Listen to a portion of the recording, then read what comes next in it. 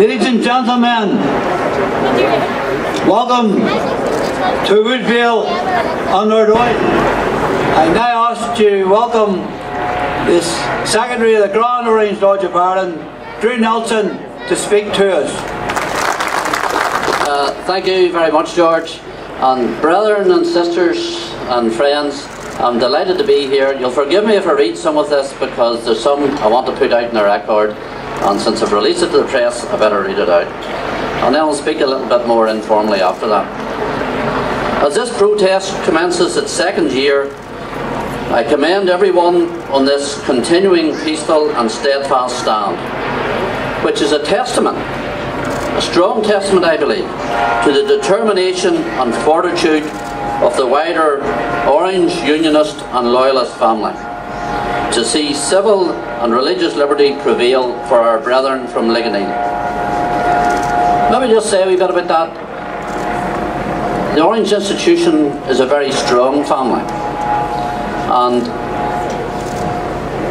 about 10 days ago we had a meeting in a hall in Mid-Ulster where we invited our district masters to come in. We invited them in because we wanted them to take some action in support of the brethren here. And you know, we maybe weren't sure how many would turn up. In a meeting like that we normally get about 80. But in fact what happened, we put 110 chairs out, there weren't enough. We put out about another 40 and there still weren't enough.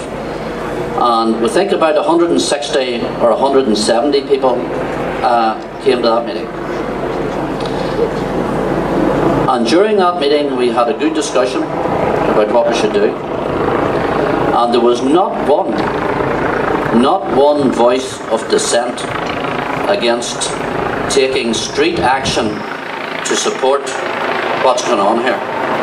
And not just here, with other places too, of course, Drumcree and with many places where there's not a continuing protest, but there's a continuing denial of people's right to engage in a peaceful parade. And so I think that underlined a point to me, the Grand Lodge officers, but it should underline a point to the whole institution, that there is a strong feeling about this, and it's not just in the few, more than a few, in the number of places denied parades and in the few places that are continuing protests, but it's right across Northern Ireland. This time last week as an institution we celebrated the 324th anniversary of the Battle of the Boyne. And once again Orangism demonstrated its continuing relevance and appeal, illustrated by the huge number of people who attended the various 12th demonstrations. And it's not just that, by the way, you may or may not know this, but every year the daytime coverage of the 12th are the biggest daytime viewing figures in Northern Ireland every year. Possibly the biggest, if you take it as a percentage of the population, as per region, possibly the biggest viewing figures throughout the United Kingdom.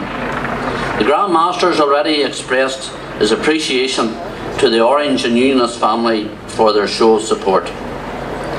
He also praised the organisation capabilities of the institution as we peacefully demonstrated our opposition to the shambolic Parades Commission and the ongoing demonisation by Republicans of our traditions and our identity. Today I would like to publicly thank everyone who was involved in the management of the parades last week. There were about 700 parades last week. That's a lot of parades. And there are people involved in the management of those, in the preparation beforehand, but also in the day. So on top of our normal about 600 parades in the 12th, there were upwards of 60 protest parades. And so I would like to express my thanks, probably also my admiration of the people who were involved in organising and managing them. Because I don't believe actually that there's an organisation in this country that could organise that many parades with that many people out in the streets in one day, and you know there's not a bottle thrown, there's not a brick thrown, there was no disorder whatsoever. The fact that all of these protests were peaceful demonstrates a quiet determination and long-term resolve, which I think is much more effective than scenes of disorder, and at the end of the day those scenes of disorder are craved by our opponents, and we were able to deny them that. On the 12th evening, the institution held around 60 protests in towns and villages right across Northern Ireland. I was at one, Dromore, County Down.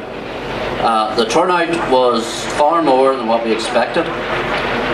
Almost every member of the institution and many members of the public and bands in our district came to that protest.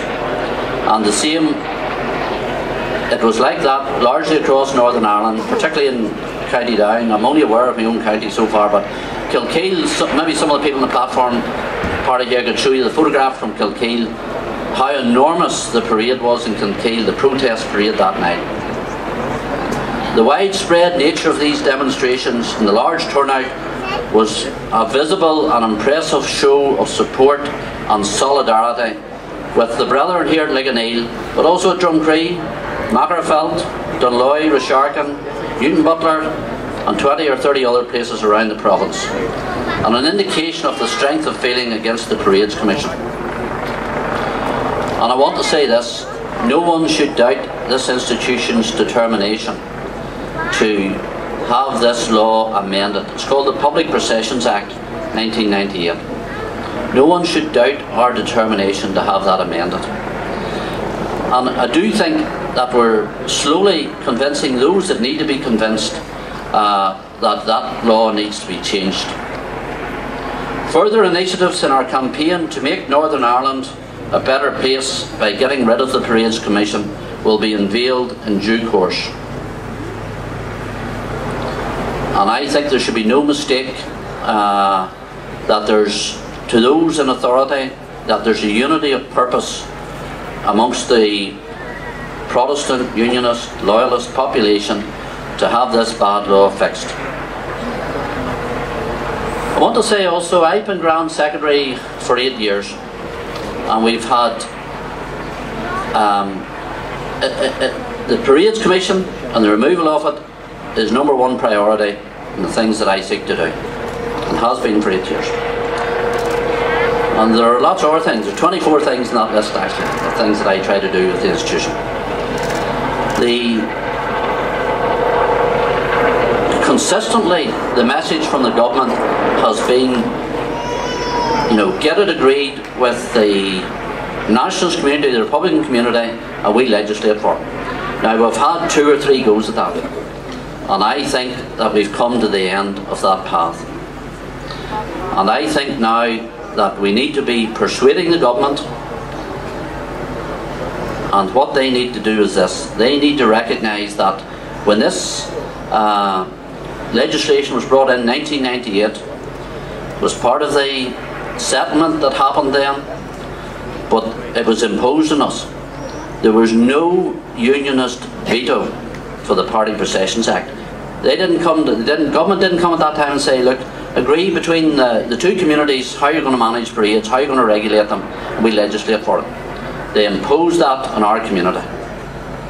Now, it is unfair and it taints democracy that the government now say the nationalists, the Republican community, have now got a veto on any changes to that, even though the Unionist community didn't have a veto when it was brought in. And I think the government, we have maybe some way to go to persuade them of that, but that should be the centre of our campaign over the next few months, to persuade the government that this unfair legislation, it is their responsibility to change it. It's Westminster legislation, it's not a transferred matter. The control of it resides with the Secretary of State, and the Secretary of State needs to show some leadership here. She asked this institution to show leadership over the 12th. We did show that. Now she needs to show some leadership, and she needs to review this legislation, and with it, and the outcome of that review should be an amendment to the Party Processions Act that will create a fairer playing field, a leveller playing field in the regulation of parades. I want to say something else just when I'm here, and then I'll close with that. One of the things that I have learnt over the few years that I've been Grand Secretary and lobbying all the time for to get things that we want done for the institution is the importance of politics. Politics are very, very important. Politicians have the power to make changes, and the political system's got the power to make changes, and it's really important, and it's something I think as a community that perhaps we haven't used as efficiently as we could have done in the past. And by that I mean to use the democratic political system, and that's really important, and I've learnt lessons about doing that over the years. So I'll finish there. Grandmaster, County Grandmaster, and brethren and sisters, ladies and gentlemen, I'm delighted to be here. I promise you now that there will be an increasing campaign, which will be a visible protest campaign over the next few months in Northern Ireland. And so I'm saying this publicly because those in authority need to be assured of our resolve to address this issue, and those in authority need to address it. I pass on again my thanks. I think thanks is a good word for it. My thanks to the brethren from Ligoneel and the people who have been involved up here for standing so resolutely for what is right in Northern Ireland, because there's a point of principle here, and sometimes they stand for that point of principle in the face of very adverse and unfair and sometimes I think biased criticism in the press, who are all too willing to print an easy line for a good headline, but are not prepared, most of them not prepared to come and to listen in detail to both sides what's happening. So I pass on my thanks, particularly the Ligoneel brethren, for standing here on this point of principle, which I believe is the right principle. And of course our message, as always, to those in authority, to the Parades Commission, although I think they're becoming increasingly irrelevant, but to the Secretary of State, wherein the power lies for this now. She can't do it tomorrow, but she can do it. She can't do it next week, but she can do it over a number of months. My message to her is to create the conditions, to create the changes that are necessary to let these brethren hope. Thank you. The national anthem of any kingdom.